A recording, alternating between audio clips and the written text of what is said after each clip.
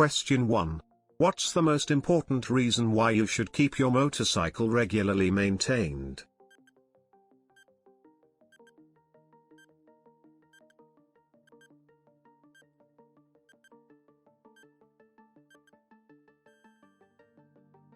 D. To keep the machine roadworthy. Whenever you use any motorcycle on the road, it must be in a roadworthy condition. Regular maintenance should identify any faults at an early stage and help prevent more serious problems. Question 2. You're riding on a country lane. What should you do if you come across cattle on the road?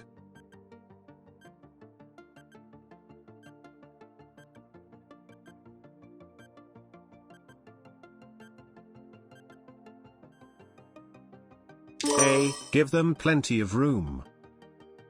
Try not to startle the animals. They can be easily frightened by noise or by traffic passing too closely. Slow down, give them plenty of room and be prepared to stop if necessary. Obey any directions given by people in charge of the animals. Question 3. You're the motorcyclist approaching this junction. What should you do?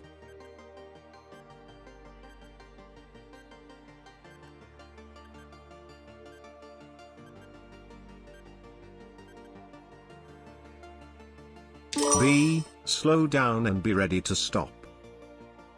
Look out for road signs warning of side roads, even if you aren't turning off. A driver who's emerging may not be able to see you due to parked cars or heavy traffic. Slow down and be prepared to stop if necessary. Remember, no one has priority at an unmarked crossroads. Question 4. Your motorcycle is parked on a two-way road. How should you get on the machine?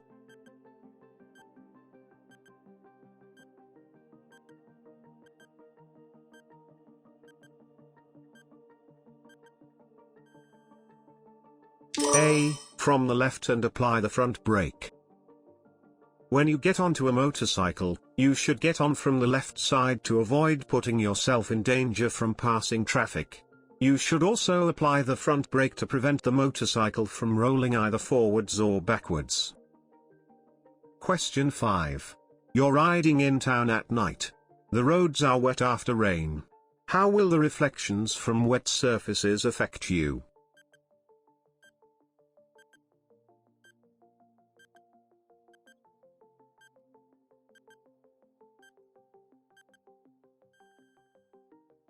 D. They'll make it harder to see unlit objects. After rain, the reflections from wet surfaces will make it hard to see unlit objects. Make sure that your visor or goggles are clean, so your vision is as clear as possible. Pedestrians will be difficult to see, especially if they're wearing dark clothing. Question 6. You become cold when riding your motorcycle. How will this affect you?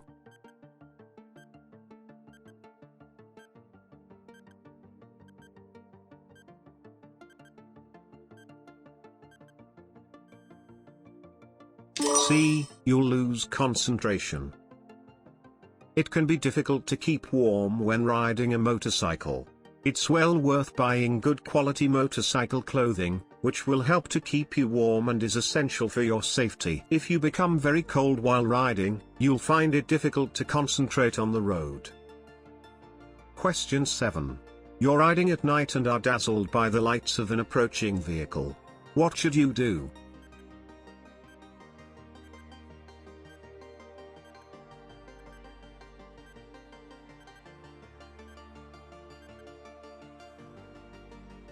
B. Slow down and stop if necessary. If your view of the road ahead is restricted because you're being dazzled by approaching headlights, slow down and, if you need to, pull over and stop. Question 8. Your motorcycle doesn't have linked brakes. In an emergency, what should you do to stop quickly?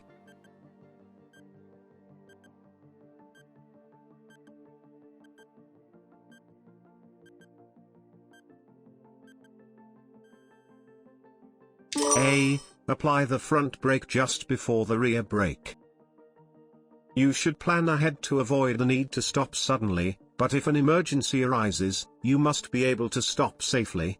Applying the front brake just before the rear brake will help you to stop safely and quickly. Question 9. Which of these may need to be adjusted when carrying a pillion passenger?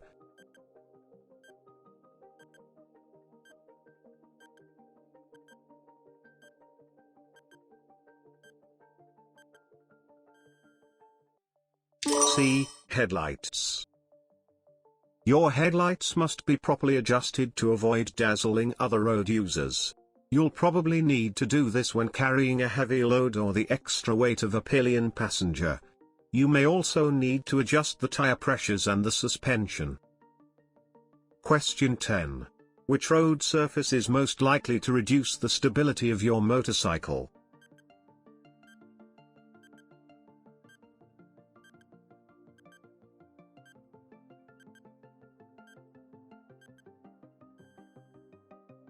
B. Loose gravel. Some road surfaces can affect the stability of a motorcycle far more than they affect other vehicles. Look out for loose or slippery road surfaces and be aware of any traffic around you. You may need to take avoiding action and change direction quickly.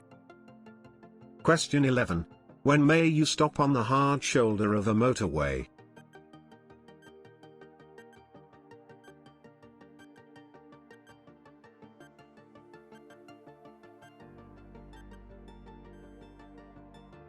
C. Only in an emergency.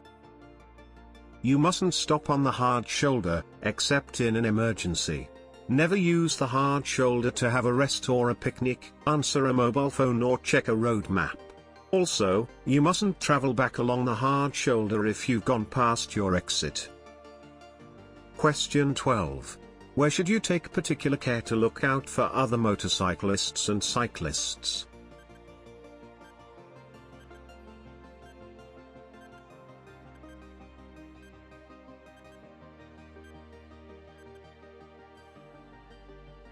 A. At junctions. Other motorcyclists and cyclists may be difficult to see on the road, particularly at junctions. If your view is blocked by other traffic, you may not be able to see them approaching. Question 13. What should you check after adjusting the final drive chain?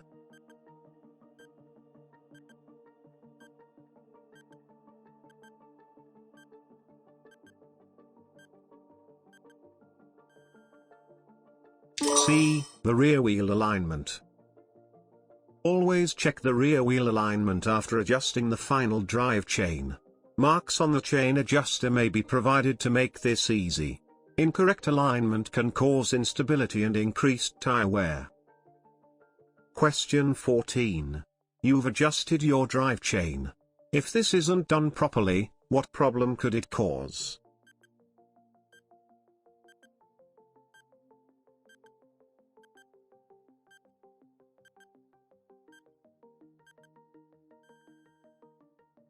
C. Incorrect rear wheel alignment. After carrying out drive chain adjustment, you should always check the rear wheel alignment. Many motorcycles have alignment guides stamped onto the frame to help you do this correctly. Question 15. You need to put air into your tires. How would you find out the correct pressure to use?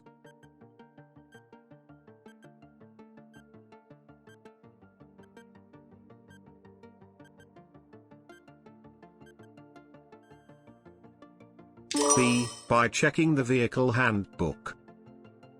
Tire pressures should be checked regularly.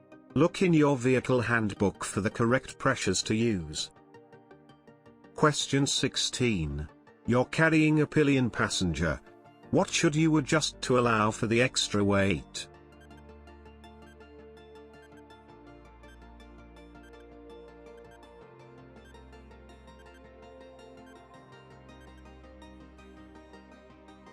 D. The preload on the rear shock absorbers.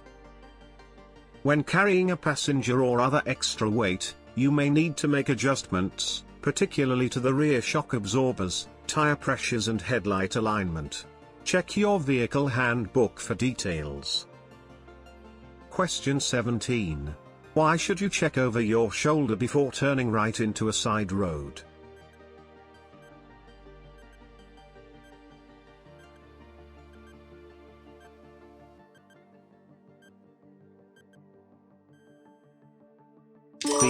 to check for overtaking vehicles. Take a check over your shoulder before committing yourself to a maneuver.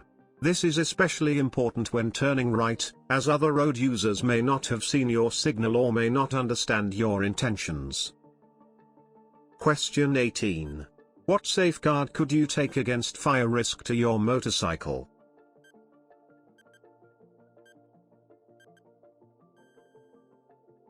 B. Check out any strong smell of petrol. The fuel in your motorcycle can be a dangerous fire hazard. Don't use a naked flame if you can smell fuel, and don't smoke when refueling. Question 19. You're turning right onto a dual carriageway. What should you do before emerging?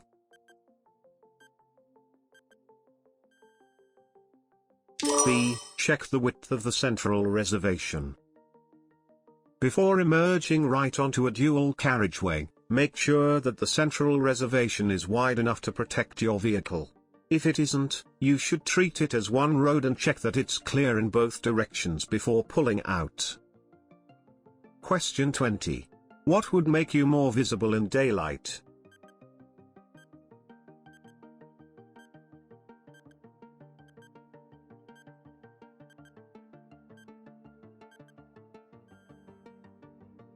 C. Wearing a brightly colored helmet. Wearing bright or fluorescent clothes will help other road users to see you. Wearing a light or brightly colored helmet can also make you more visible. Question 21. What should you check after you've adjusted the tension on your drive chain?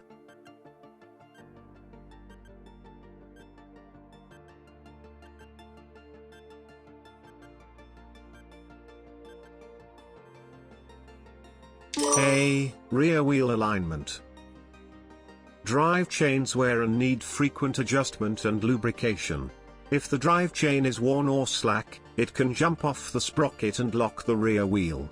When you've adjusted the chain tension, you need to check the rear wheel alignment. Marks by the chain adjusters may be provided to make this easier. Question 22.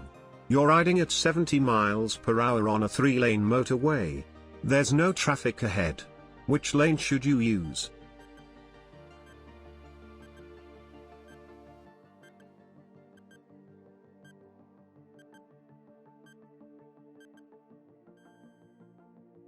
B. The left-hand lane. Use the left-hand lane if it's free, regardless of the speed at which you're traveling. Question 23. What's the national speed limit on a single carriageway?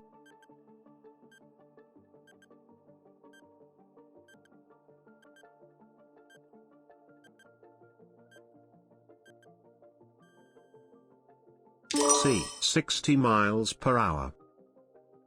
You don't have to ride at the speed limit. Use your own judgment and ride at a speed that suits the prevailing road, weather and traffic conditions. Question 24. You're riding on the motorway. Unless signs show otherwise, what's the national speed limit?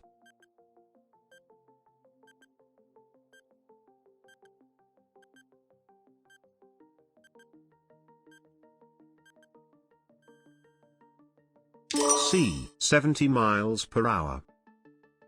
The national speed limit of 70 miles per hour applies to cars and motorcycles on the motorway, unless they're towing a trailer. On smart motorways, this speed limit can be reduced and overhead signs will show the new limit in force. Question 25. You're involved in a collision with another vehicle. Someone is injured and your motorcycle is damaged. What should you find out?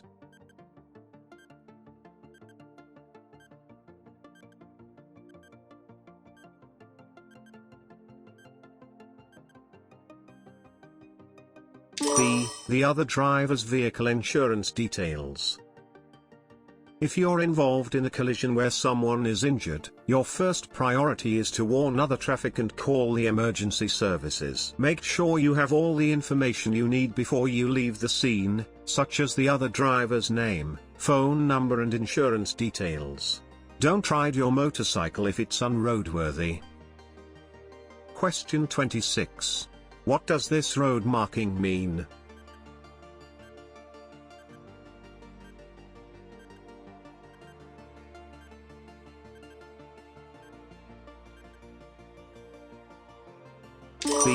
overtaking traffic should move back to the left. In this picture, the road marking shows that overtaking drivers or riders need to return to the left before they reach the hatch markings ahead. The hatch markings are designed to separate opposing streams of traffic, for example, approaching some junctions or dual carriageways. Question 27. What's the national speed limit on motorways for cars and motorcycles?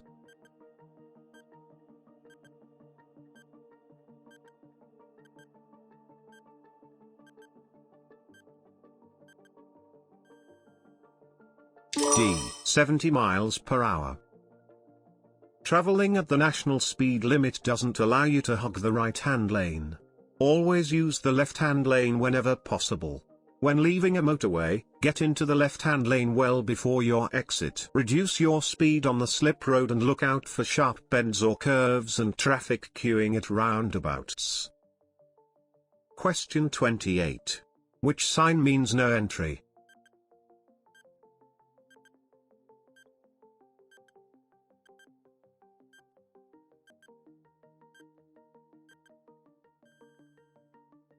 D. Look for and obey traffic signs. Disobeying or not seeing a sign could be dangerous. It may also be an offense for which you could be prosecuted. Question 29. What does this sign mean?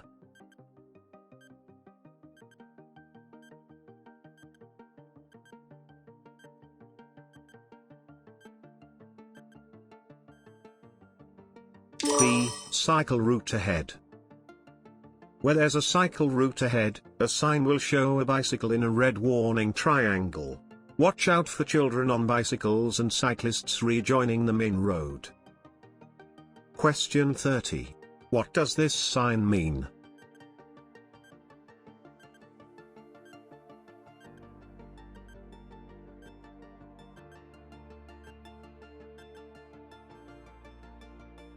D. Side winds. A warning sign with a picture of a windsock indicates that there may be strong side winds. This sign is often found on exposed roads. Question 31. You're about to overtake. What should you do when you see this sign?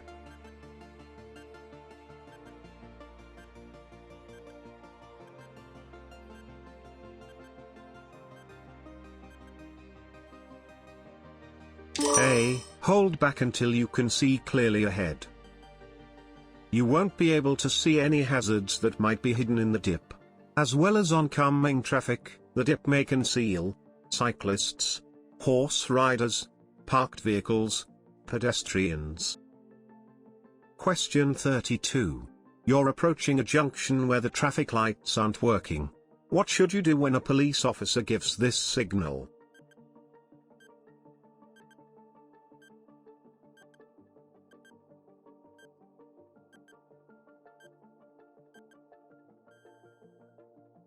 B. Stop at the stop line. When a police officer or traffic warden is directing traffic, you must obey them. They'll use the arm signals shown in the highway code. Learn what these signals mean and obey them. Question 33. You're on a 3-lane motorway. There are red reflective studs on your left and white ones to your right. Which lane are you in?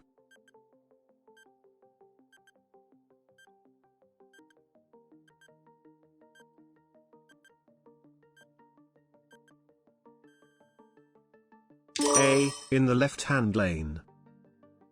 The colors of the reflective studs on the motorway and their locations are: red, between the hard shoulder and the carriageway; white, between lanes; amber, between the carriageway and the central reservation; green, along slip road exits and entrances; bright green/yellow, at roadworks and contraflow systems.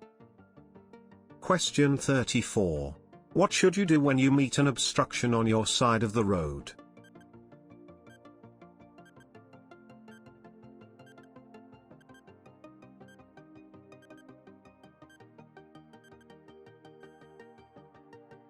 C. Give way to oncoming traffic. Take care if you have to pass a parked vehicle on your side of the road. Give way to oncoming traffic if there isn't enough room for you both to continue safely. Question 35. You have just gone through deep water. What should you do to make sure your brakes are working properly?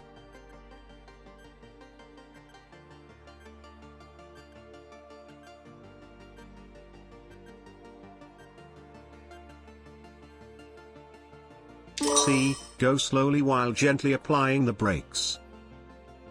Water on the brakes will act as a lubricant, causing them to work less efficiently. Using the brakes lightly as you go along will quickly dry them out. Question 36. What does this sign tell you?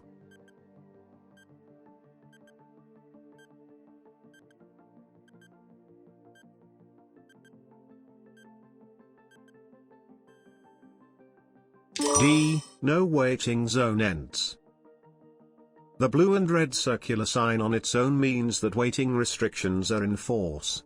This sign shows that you're leaving the controlled zone and waiting restrictions no longer apply.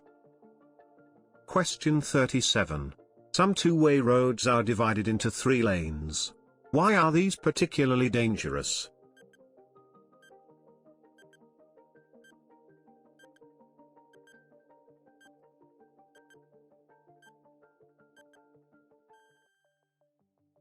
C. Traffic in both directions can use the middle lane to overtake. If you intend to overtake, you must consider that approaching traffic could be planning the same maneuver.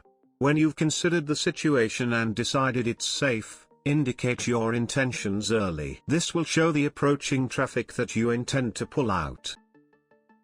Question 38. What is a statutory off-road notification, SORN?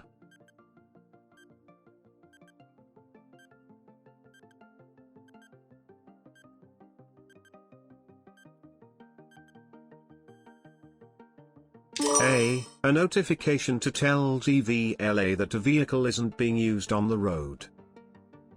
If you want to keep a vehicle untaxed and off the public road, you must make a SORN. It's an offense not to do so. Your SORN is valid until your vehicle is taxed, sold or scrapped. Question 39. What's the aim of a smart motorway?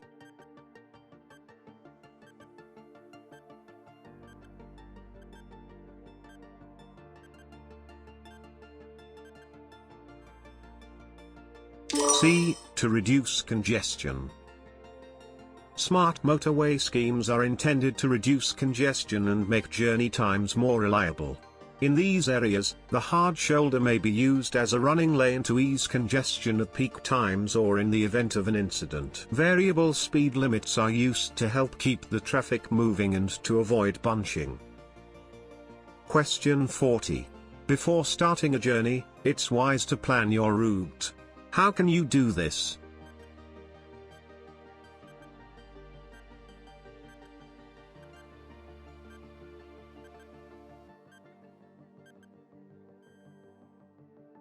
C. Look at a map. Planning your journey before you set out can help to make it much easier and more pleasant, and may help to ease traffic congestion. Look at a map to help you do this. You may need maps of different scales, depending on where and how far you're going. Printing or writing out the route can also help. Question 41. What's the maximum fine for driving without insurance?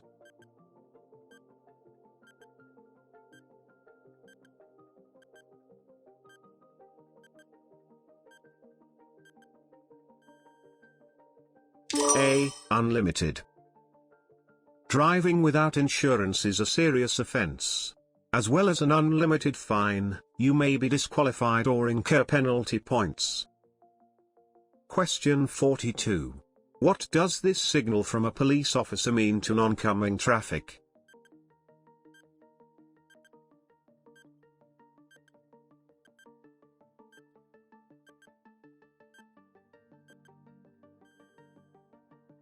B. Stop.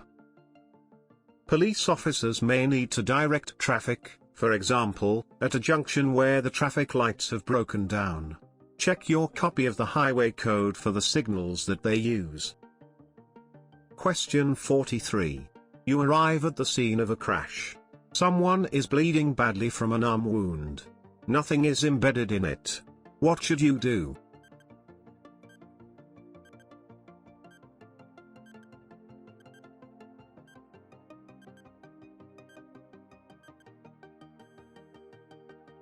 B. Apply pressure over the wound and raise the arm. If possible, lay the casualty down. Check for anything that may be in the wound. Apply firm pressure to the wound using clean material, without pressing on anything that might be in it. Raising the arm above the level of the heart will also help to stem the flow of blood. Question 44. What must you have when you apply to renew your vehicle tax?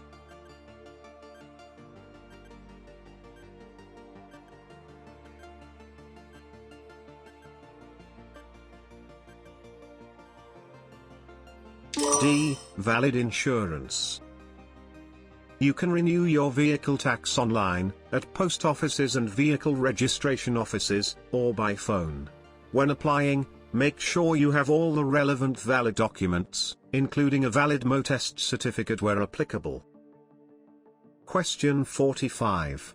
Which of these signs warns you of a zebra crossing?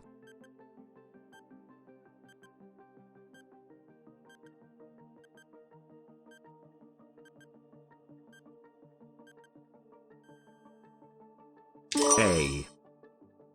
Look well ahead and check the pavements and surrounding areas for pedestrians. Look for anyone walking towards the crossing.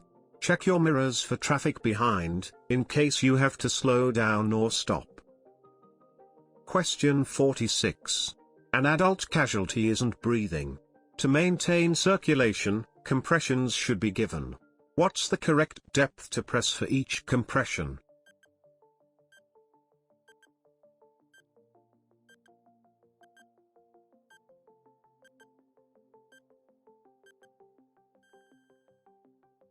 D. 5 to 6 centimeters.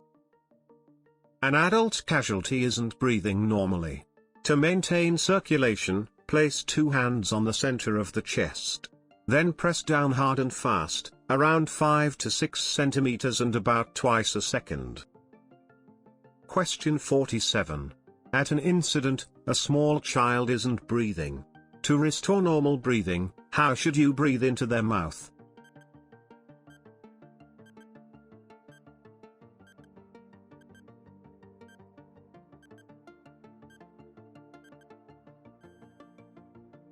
A. Gently. If a young child has stopped breathing, first check that their airway is clear.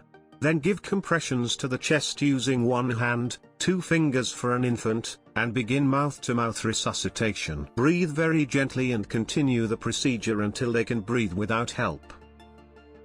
Question 48. At an incident, a casualty isn't breathing. What should you do while helping them to start breathing again?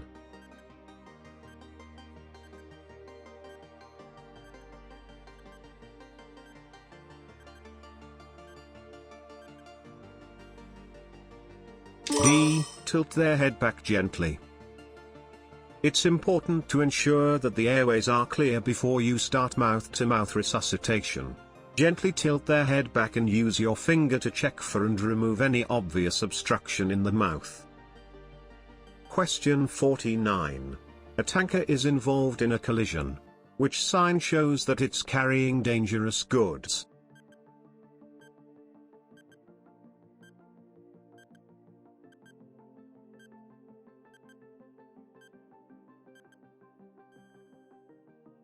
B.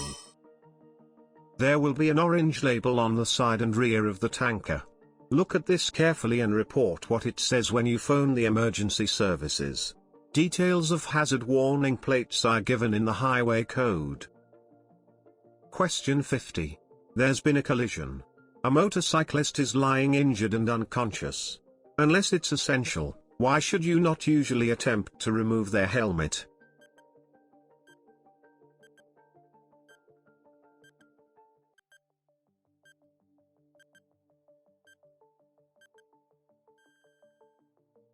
C. This could result in more serious injury. When someone is injured, any movement that isn't absolutely necessary should be avoided, since it could make the injuries worse. Unless it's essential to remove a motorcyclist's helmet, it's generally safer to leave it in place.